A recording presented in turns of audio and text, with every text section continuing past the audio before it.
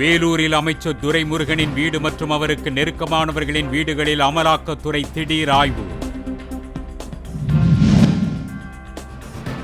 நடுவண் அரசின் விளையாட்டு விருதுகளை பெறும் சதுரங்க வீரர் குகேஷ் உள்ளிட்ட தமிழக வீரர் வீராங்கனைகளுக்கு அன்புமணி வாழ்த்து.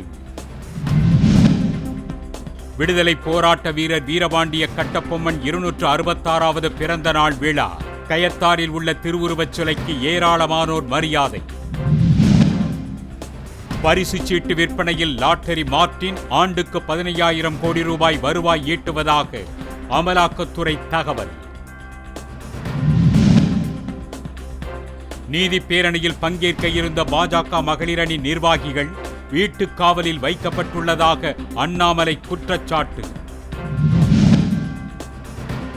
பொங்கல் பரிசு தொகுப்பில் பொருட்களுக்கு பதிலாக குடும்ப அட்டைதாரர்களுக்கு ரொக்க பணம் வழங்க புதுச்சேரி அரசு திட்டம்.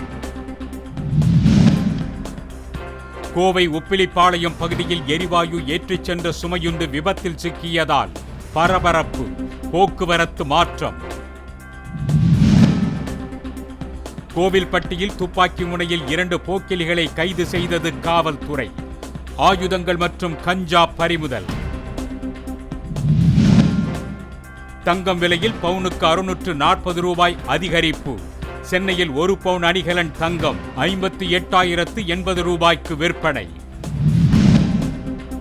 தலைநகர் டெல்லியில் நிலவும் கடும் பனி மூட்டத்தால் வானூர்தி சேவை பாதிப்பு. தொடர்வண்டிகள் தாமதம்.